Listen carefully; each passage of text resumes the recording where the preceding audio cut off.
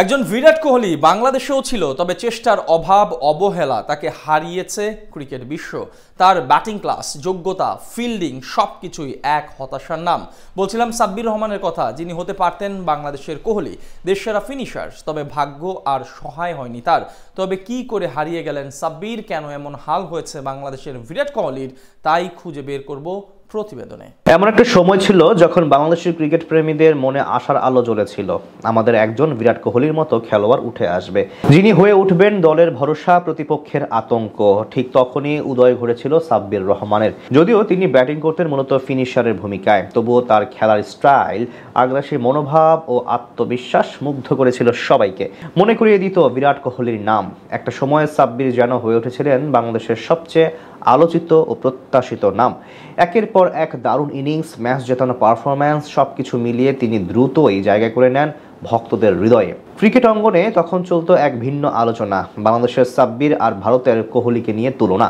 কারো কাছে সাব্বির ছিলেন বাংলাদেশের ভবিষ্যৎ ব্যাটিং আইকন, তবে সাব্বির রহমান নিজে এইসব তুলনায় কখনোই খুব একটা সায় দেননি। এক সাক্ষাৎকারে সোজাসাপটা বলেছিলেন, আমি চাই না আমাকে কারোর সঙ্গে তুলনা করা হোক, আমি সাব্বির রহমান হিসেবেই বড় হতে চাই, নিজের জায়গাটা নিজের মতো করেই গড়ে তুলতে চাই। তার এই বক্তব্যই প্রমাণ করে তিনি গড়তে চেয়েছিলেন নিজের পরিচয়। বাংলাদেশ ক্রিকেট বোর্ড একসময় বুঝতে পারে সাব্বিরকে পেছনের দিকে খেলানোর মানে তার প্রতিভার অপচয়। এরপর তাকে নিয়ে আসা হয় ৩ নম্বর পজিশনে।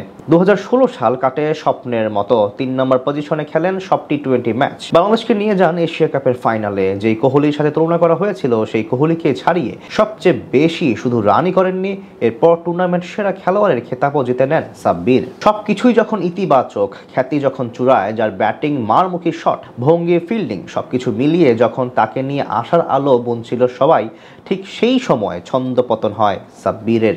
এমন খ্যাতি ধরে রাখতে পারেননি তিনি, জড়িয়ে যান বিতর্কে।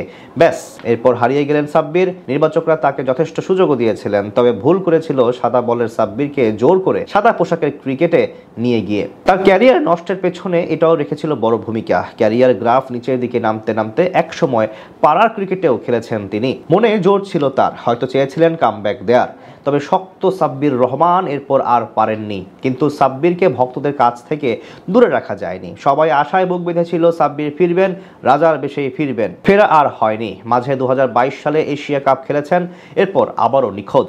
এখন আবার তিনি আলোচনায়, সাব্বির আবারও ফিরবেন, এই একটি আশা সবার।